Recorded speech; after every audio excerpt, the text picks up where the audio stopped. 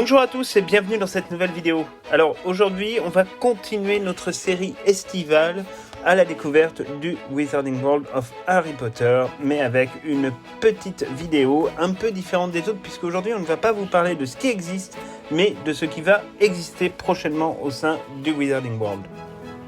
Évidemment, cette vidéo n'est pas forcément là pour préparer votre voyage à l'instant T, mais elle le sera, on l'espère, d'ici quelques années. Et en tout cas, on ne manquera pas de vous tenir au courant des avancées de ce nouveau projet qu'on va vous présenter dans de prochaines vidéos dès qu'on en saura un petit peu plus.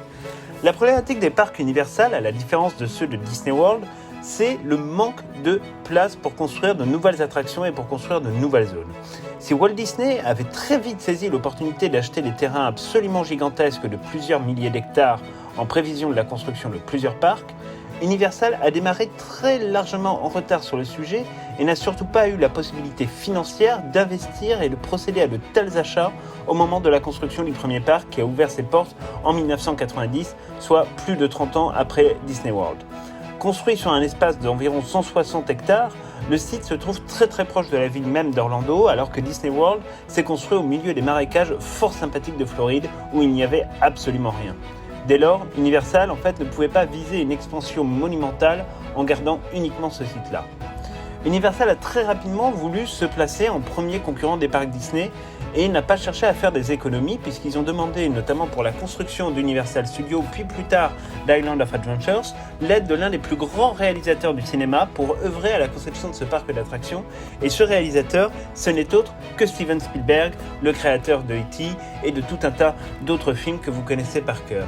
Il faut savoir d'ailleurs que Steven Spielberg avait un temps été imaginé comme étant l'un des potentiels réalisateurs de la saga Harry Potter au cinéma, mais ça ne s'est pas fait pour tout un tas de différents artistiques, notamment avec J.K. Rowling ou avec la Warner. On n'a jamais vraiment su le fin mot de l'histoire là-dessus, mais en tout cas il a été assez rapidement retiré du projet Harry Potter lorsqu'ils ont voulu faire l'adaptation au cinéma. La spécificité de l'Universal Studios, c'est d'être à la fois un parc d'attractions on ne peut plus classique, mais c'est également aussi un plateau de tournage où de nombreux films peuvent bénéficier de décors construits dans les différentes zones du parc, notamment par exemple la zone de New York où il y a déjà eu pas mal et de films et de séries qui se sont tournés à cet endroit-là. En cela, c'est vraiment une très grosse différence avec Disney World, qui n'accueille que très peu de tournages de cinéma. Ils sont plutôt sur des émissions de télévision, y compris sur les émissions de télé que vous pouvez retrouver sur Disney+, et qui, elles, sont vraiment tournées à l'intérieur de Disney et de Disney World. Mais c'est pas des tournages de films, il y en a assez peu. Néanmoins, certains exemples restent notables dans l'histoire de Disney et des parcs Disney, notamment avec le film qu'on adore, qui s'appelle Dans l'ombre de Mary, qui est basé sur la genèse de l'histoire très compliquée autour de l'adaptation du livre Mary Poppins entre Walt Disney, campé par Tom Hanks, et P.J. Travers, qui elle est campée par Emma Thompson. Et P.J. Travers est l'auteur de Mary Poppins et qui a pendant très longtemps refusé l'adaptation de son livre Mary Poppins à Walt Disney.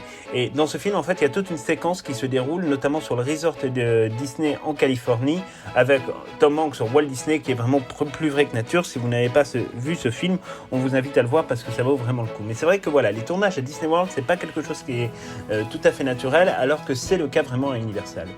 Cependant, la dynamique des attractions de l'Universal reste vraiment bien différente au début des parcs que celle des parcs de Disney World, puisque ce sont des attractions qui sont moins enfantines, qui sont beaucoup plus à sensation, moins familiales. On n'est pas vraiment exactement sur le même registre, ni sur la même cible commerciale. Cette stratégie, d'ailleurs, elle va évoluer au fur et à mesure des années, notamment avec l'arrivée, par exemple, d'une zone consacrée aux Simpsons, puis évidemment l'arrivée du Wizarding World en 2010 pour ce qui concerne la zone de Préolard et de Poudlard, et en 2014 avec son extension et l'apparition du chemin de traverse et de la gare de King Cross. C'est vrai que cette dynamique familiale, elle n'était pas tellement présente au début d'Universal, mais le fait de vouloir concurrencer de plus en plus Disney World à Orlando les oblige effectivement à changer un peu la typologie de leur parc. Donc les parcs Universal, en réalité, on sait qu'ils ne rivaliseront jamais avec Disney World. Ils ont d'ailleurs beaucoup de mal à atteindre les 20 millions de visiteurs par an, là où les parcs Disney atteignent plus de 66 millions de visiteurs annuels, soit l'entièreté en équivalence de la population française. Le registre n'est donc absolument pas le même et on ne boxe pas du tout dans la même catégorie, mais cela s'explique aussi notamment par le fait que Universal Studios et son extension Island of Adventures ont atteint une taille très critique aux alentours de 260 hectares où plus aucune construction n'est possible sans en détruire d'autres. Alors que c'est vrai que Disney World, eux, ils ont encore de la place. Il faut savoir qu'ils occupent déjà une superficie qui est supérieure à la taille de la ville de Paris intramuros et ils ont encore largement de la place pour construire encore de nouveaux parcs, de nouveaux hôtels et pourquoi pas de nouvelles attractions dans les années qui viennent. Donc la place vraiment pour Universal, elle manque cruellement et c'est au final également le cas pour le Wizarding World of Harry Potter. Dans une précédente vidéo, nous vous parlions de la fantastique attraction Hagrid's Magical Motorbike Adventures qui a été construite suite à la démolition d'une précédente attraction qui était vieillissante et pas très rassurante dont nous vous parlerons dans une prochaine vidéo.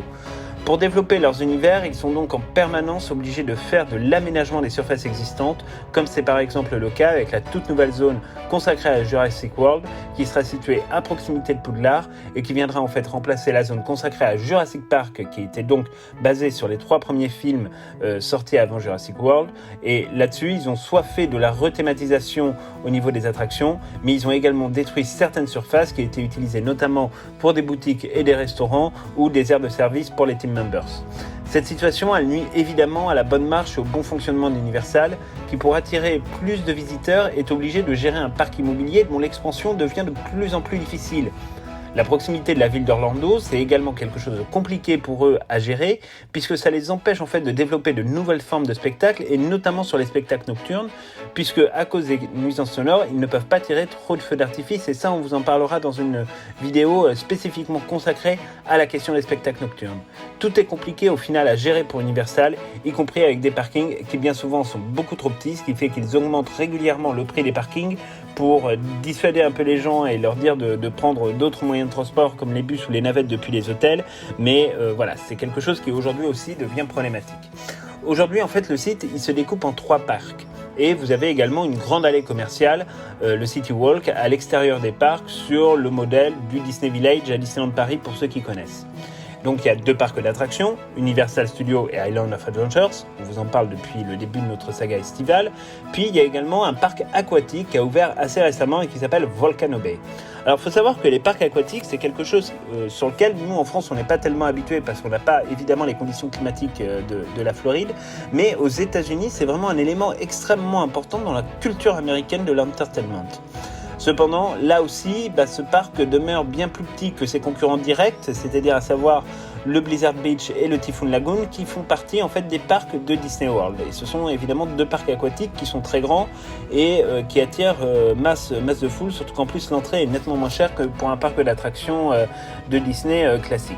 Donc évidemment, il est aujourd'hui impossible pour Universal de viser là aussi une extension de ce parc qui du coup commence déjà à péricliter malgré une ouverture il y a déjà 3 ans. Il faut dire d'ailleurs que ce parc souffre également d'un déficit de thématisation générale.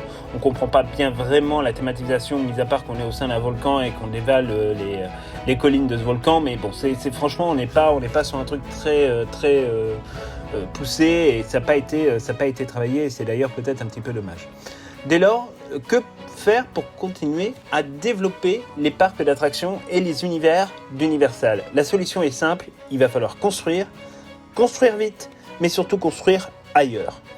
Alors le 1er août 2019, Universal Orlando a révélé en grande pompe l'arrivée d'une toute nouvelle extension prévue pour 2024 et qui s'intitulera Universal Epic Universe. Alors, il est probable, malheureusement, que cette extension prenne du retard en raison de la crise sanitaire du Covid-19, même si le confinement aux États-Unis a duré moins de temps malgré le fait qu'ils aient une épidémie plus violente. C'est sûr que les travaux ont pris un petit peu de retard, donc est-ce qu'on sera quand même bon pour une ouverture en 2024 ? C'est pas tout à fait sûr. Cependant, et dans l'attente d'une annonce officielle d'Universal sur ce sujet, rien ne va nous empêcher de faire le point sur ce projet d'envergure et dont les travaux ont déjà commencé. Et ce projet, évidemment, en premier lieu, il va concerner le Wizarding World. Seulement, là aussi, coincé entre l'autoroute I4, qui est l'une en fait des plus grandes autoroutes de Floride, qui relie Miami jusqu'au nord de l'État, et les habitations de la ville d'Orlando, il est absolument impossible de construire une nouvelle zone ou un nouveau parc d'attractions. Comme on vous l'a dit précédemment, les structures actuelles comme les parkings ou les hôtels ne pourraient pas encaisser une nouvelle affluence supplémentaire sur les parcs. Du coup, en fait, on sait que les autorités d'Universal, en accord avec les autorités américaines, ont pris la décision d'installer ce troisième parc en fait à une vingtaine de kilomètres des parcs originaux et qu'il y aura un système de navettes qui sera prévu pour relier les parcs entre eux. Alors, est-ce que cela va-t-il concerner le Wizarding World, par exemple avec la mise en place, pourquoi pas, d'un Magicobus qui permettrait d'emmener les visiteurs d'Universal Studios jusqu'à Epic Universe? Pourquoi pas, rien n'est moins sûr, dans la mesure en fait où le nouveau parc ne sera pas évidemment uniquement consacré à Harry Potter et au monde magique. Dès lors, il va peut-être s'agir simplement de simples bus très classiques, même si pour être tout à fait honnête, il est en fait probable que ce système de navette ne soit uniquement destiné qu'aux hôtels d'Universal et à leurs hôtels partenaires, parce qu'on ne voit pas très bien comment on peut gérer le transport sur un trajet qui va durer en moyenne entre 30 et 45 minutes quand le trafic est très chargé. C'est un peu difficile à imaginer quand on s'est déjà rendu sur place. Donc pour en revenir à ce troisième parc, ce qui est encore plus intéressant, c'est en fait la superficie et la taille de la superficie qui a été achetée par Universal. Si les trois parcs existants aujourd'hui, plus le City Walk et les infrastructures comme les hôtels et le parking couvrent une superficie environ de 293 hectares, Universal Epic Universe occupera plus de 300 hectares à lui tout seul. C'est-à-dire qu'on va vraiment là avoir presque Universal qui va doubler sa surface opérationnelle, et ça c'est vachement intéressant parce que ça veut dire qu'on va pouvoir construire des lands plus grands, plus gros, avec plus d'attractions et surtout avec le développement peut-être pourquoi pas de nouvelles franchises, mais nous allons y revenir un petit peu ultérieurement. Pour le moment en fait il y a eu assez peu d'annonces concrètes sur la nature du parc et de ses attractions. Mais à l'observation du concept art et des différents autres concept art qui ont été fournis, ainsi qu'avec les informations de presse que l'on peut trouver un petit peu partout, on sait déjà que l'on s'achemine vers une extension quasi certaine, on ne prend pas de risque, mais quasi certaine du Wizarding World, qui devrait occuper au moins une petite partie du nouveau parc dans un premier temps. En plus, ce qui est intéressant, c'est que compte tenu de l'emplacement choisi par les équipes d'Universal, des extensions futures vont être possibles cette fois-ci, et évidemment dans les années qui suivront, les parcelles du Wizarding World continueront peut-être à augmenter. C'est pas quelque chose qui est totalement impossible parce que ils peuvent même encore doubler la superficie du parc Epic Universe. Ils ont encore la place de le faire. Alors si on pourra trouver notamment en fait une zone réservée à Nintendo que l'on peut apercevoir sur le concept art officiel en bas à gauche de la photo que vous voyez actuellement à l'écran, mais qui est également en cours de développement à Universal au Japon, et ce sera le cas également probablement en Chine et plus tard en Russie quand le projet aura abouti. On sait aussi que Universal va utiliser d'autres licences à succès dont ils détiennent certains droits. Par exemple, ce sera le cas a priori pour le Seigneur des Anneaux, qui sera là aussi en partenariat avec la Warner Bros, donc comme pour Harry Potter, et pourquoi pas également avec Amazon Prime Video, qui, vous le savez, a acheté une partie des droits de l'œuvre de Tolkien, puisqu'ils doivent sortir une série télévisée dans les années qui viennent, en 5 saisons, basée sur l'histoire du Seigneur des Anneaux et le monde qu'a créé Tolkien. Jurassic World sera également de la partie. Et il y a également les studios DreamWorks dont on annonce également l'arrivée. Et ce qui nous intéresse le plus, c'est qu'on annonce également l'arrivée des Animaux Fantastiques. Alors attention, ce n'est pas une confirmation. La confirmation, elle tombera que lorsqu'Universal aura décidé de révéler ce qui constituera Epic Universe, mais c'est la rumeur la plus crédible aujourd'hui. Et d'ailleurs, il n'est pas étonnant que la Warner envisage l'ouverture d'une zone sur cette nouvelle saga cinématographique, surtout qu'il reste encore 3 films à tourner et à diffuser, ce qui nous emmène facilement jusqu'en 2027-2028, voire un petit peu plus tard, après la crise du Covid qu'on a connue et qui peut occasionner évidemment des reports de films en cascade. Donc du coup, c'est vrai que la saga des Animaux Fantastiques continuera longtemps après l'ouverture prévue du parc Epic Universal. De plus, compte tenu de la cohérence idéologique qui existe et qui a été créée entre Island of Adventures et le parc Universal Studios, il était effectivement difficile de transposer un nouvel univers de la saga Harry Potter en dehors du cheminement nous menant du chemin de traverse vers Préolard. De plus, l'éloignement du nouveau parc vis-à-vis de ses deux prédécesseurs empêche évidemment cette cohérence entre les deux univers. Il faut donc viser à la mise en œuvre d'une nouvelle expérience inédite, et ça, là-dessus, on peut faire confiance à Universal pour le réussir. Et finalement, on se dit qu'un dépaysement ne fera pas trop de mal et permettra d'offrir de nouvelles attractions et de nouvelles perspectives pour découvrir toujours plus de parcelles du Wizarding World. Et l'œuvre de J.K. Rowling est suffisamment riche en la matière pour nous permettre de découvrir encore de nouvelles zones. On sait aussi que ce parc proposera une forme d'innovation dans le parcours des visiteurs qui sera probablement basée, et là c'est une citation, sur une expérience enrichie numériquement selon les termes des patrons d'Universal. Alors on ne sait pas exactement de quoi il en retourne pour le moment, mais il est probable néanmoins que certaines expériences seront particulièrement immersives et qu'il y aura évidemment probablement le retour des baguettes interactives d'Ollivander dont on vous a parlé dans une précédente vidéo. Pas la peine de scruter avec attention le plan pour tenter de deviner évidemment les idées d'Universal et de la Warner au sujet du Wizarding World, car tout cela reste à l'état de projet et c'est probablement top secret entre les deux majors. Néanmoins, le nouveau land se situera dans la zone en haut à droite de la carte que nous vous avons mis dans la vidéo. Néanmoins, de nombreuses rumeurs qui sont entretenues aussi depuis des années font état de la possibilité de l'implantation du ministère de la magie britannique. Alors, comme on vous en parlait dans une précédente vidéo, le ministère de la magie n'est pas tout à fait absent déjà des deux zones existantes du Wizarding World, puisqu'en utilisant la cabine téléphonique découverte dans Harry Potter et l'Ordre du Phénix et qui fait face à la gare de King's Cross à Universal Studios, si on tape le numéro 62442, qui représente en fait le mot Magic, on tombe sur une opératrice du ministère de la magie qui nous informe de la fermeture temporaire du ministère et donc de l'impossibilité pour le moment de s'y rendre. Il s'agit là donc d'un très vieux serpent de mer qui traîne déjà maintenant depuis plusieurs années et ça revient à peu près à chaque fois qu'il se passe quelque chose, des travaux aux alentours de Wizarding World à Orlando. C'est vrai que c'est vraiment une grosse rumeur. Cependant, il est très fort probable que cette rumeur cette fois-ci soit dans le mille, dans la mesure où il s'agit d'une expérience qui est évidemment commune aux deux sagas cinématographiques qui à terme, on le sait, n'en feront de toute façon plus qu'une. Il s'agirait donc d'une aventure à l'intérieur du ministère de la magie. Pour le moment, on n'en sait pas tellement plus. Une autre rumeur fait état également de la construction du ministère des Affaires magiques de la France, que l'on a pu découvrir dans les crimes de Grindelwald. Personnellement, il nous semble peut-être un peu réducteur de faire une nouvelle zone avec deux ministères de la magie, même si on peut imaginer qu'ils font une très belle thématisation. On passera d'un quartier anglais à un quartier français. Bon, à notre avis, il y a probablement d'autres choses imaginées, mais ça aussi, c'est à vous de nous dire ce que vous aimeriez y voir et on attend vos réponses dans les commentaires de cette vidéo. Un hôtel thématique est également prévu sur le site dès l'ouverture, mais là aussi, la thématique n'a pas encore été communiquée. Alors on sait que Disney World développe actuellement à proximité de Hollywood Studios un hôtel thématisé sur Star Wars qui permettra aux visiteurs de passer la nuit dans un des fabuleux destroyers impériaux de l'Empire. Il n'est pas impossible d'imaginer, ou alors plutôt de rêver, à l'émergence un jour d'un hôtel sur le concept de Harry Potter, ce qui serait évidemment une première mondiale puisqu'aujourd'hui encore personne ne s'est lancé dans ce défi assez fou.